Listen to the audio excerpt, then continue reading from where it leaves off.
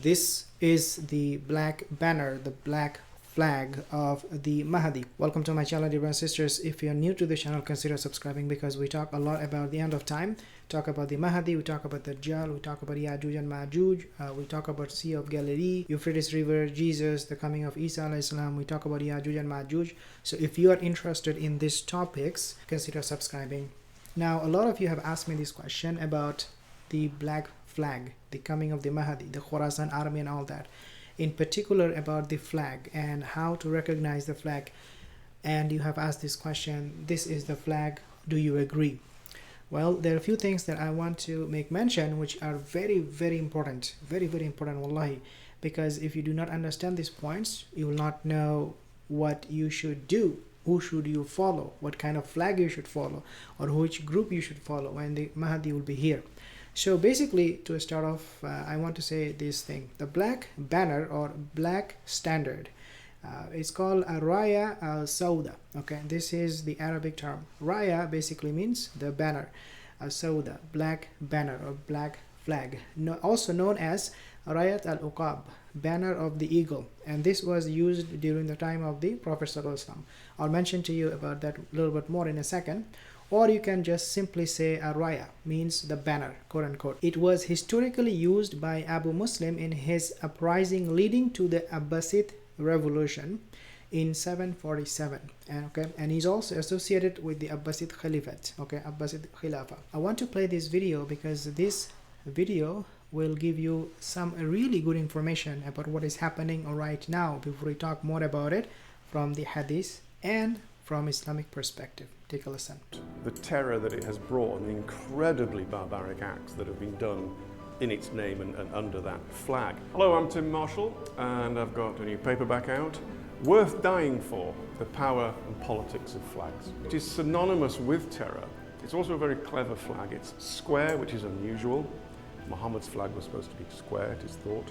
Okay, so this person, he is saying that the flag of Rasulullah sallallahu alaihi wasallam, it was square, and lo and behold, that is true. There's hadith that talks about the shape of the flag of Rasulullah sallallahu alaihi wasallam, that is a square. And number two, which is also true, and that is that the flag, the banner of Rasulullah sallallahu alaihi wasallam, the one he used, was black at the same time. So square and black. And the writing on it is the Shahada, the profession of faith, and also there's the seal of Muhammad. But the writing is very ragged, very 6th century, very true to the original Islam, which of course is their message. So they're saying we're not one of these modern nation states with all their gloss. We are back to the original, so follow us. So it's a very powerful symbol. Okay, so the reason you see that the letters on the banner in recent day, they are very, as he said, ragged. It's very, very kind of like not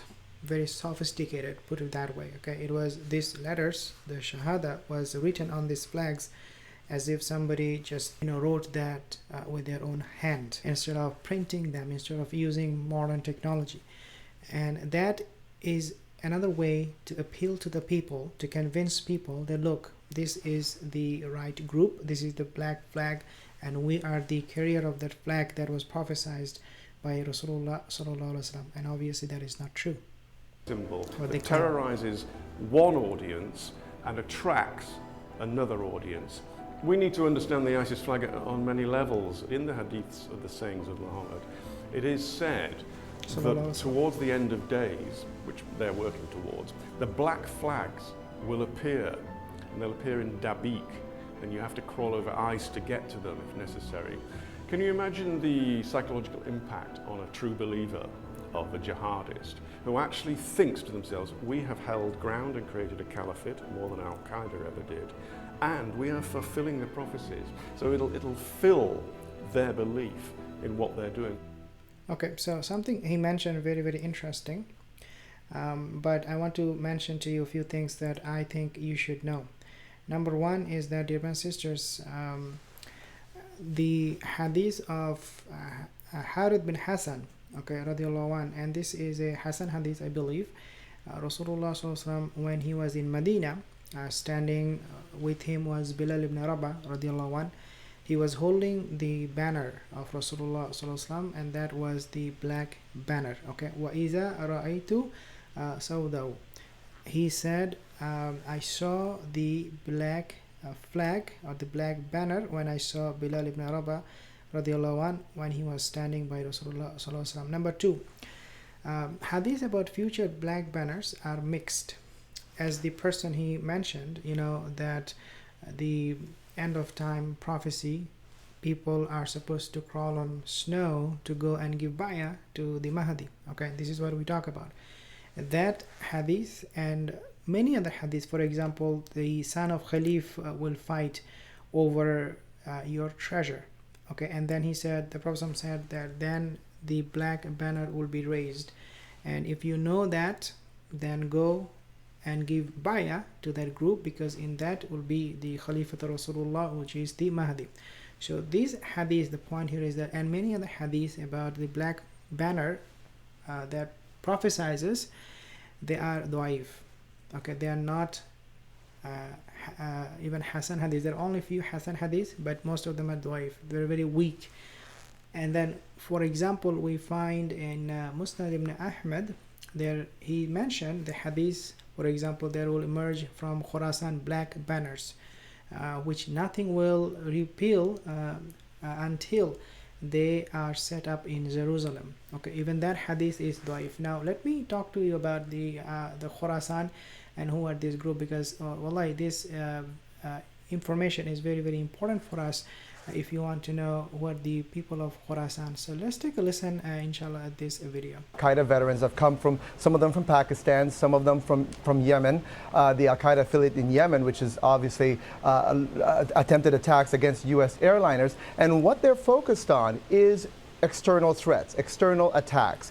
Unlike the Al-Qaeda affiliate there in Syria that is focused on the Assad regime, these guys are trying to attack the U.S. and Western allies. And how they're doing that is trying to perfect undetectable or hard to detect bombs. These are things that could be hidden in your cell phone or in your laptop or in toiletries and even in clothing, okay, like we saw with the underwear bomb. So they're okay, so this is the group Khorasan. This video is about that group Khorasan, and they are basically mentioning or describing what this group look like.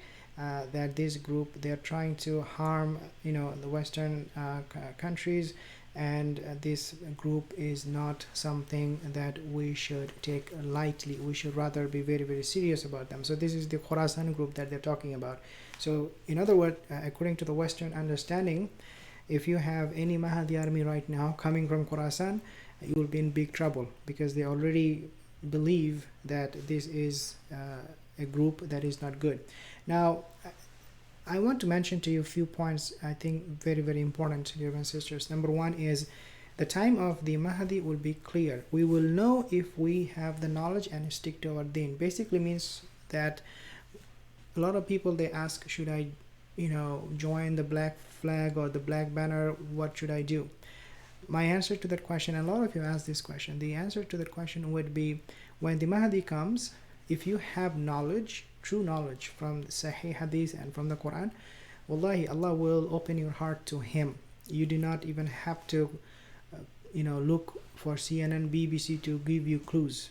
Allah will put that understanding in your heart that Mahdi is here. Go and give him bayah and become a part of the Mahdi army. Okay, this is something we always have to understand and remember. Number two is that black flag or black banners, these are all symbols that people are crying over.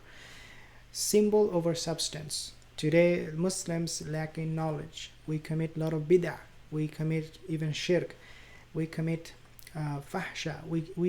I mean, this group, they claim that they are the right group. Even in them, there are a lot of bid'ah. I mean, I talked about the Taliban in my other video, how they practice bid'ah. These are not the people of the Salaf. They don't really follow the Hadith, the Quran, the way where they should.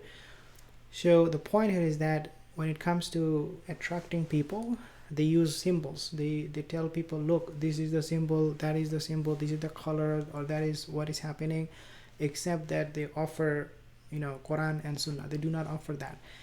other than Quran and Sunnah, they will offer you everything to attract you. So the point here is that, my sisters, we need to be careful. We have to understand the substance more than the symbol itself. And number 3 point, which is very, very important, the Mahdi followers, as I mentioned in my other video, they will also follow the Dajjal. When the Mahdi is here, as I mentioned in my other video, a lot of people will know about him. Okay, this is going to be a global phenomenon. People from Syria, people from Yemen, people from all over the world, they will know about the Mahdi. Go and some will fight him, some other will go and give him bayah. The point here is that people will know the Mahdi.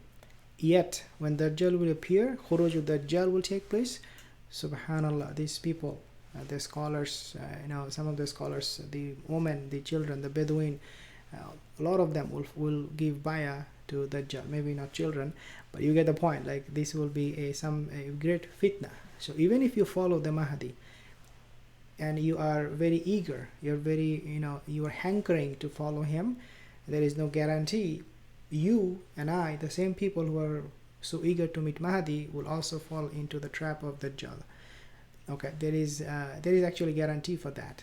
In fact, we should take that seriously and not try to fool ourselves, believing that, well, if I talk about Mahdi, if I only follow the Mahdi, I will not follow Dajjal. That is not necessarily the case, because again, Dajjal will be a great fitna and we might fall into his trap. I hope that inshallah these videos will inspire us to follow the true path, understand the Mahdi, the black banners, the black flag, and what we should do during this time of fitan. If you're new here, again, consider subscribing, like this video if you did, share this video, and I will see you soon again. Assalamu alaikum wa rahmatullahi wa barakatuh.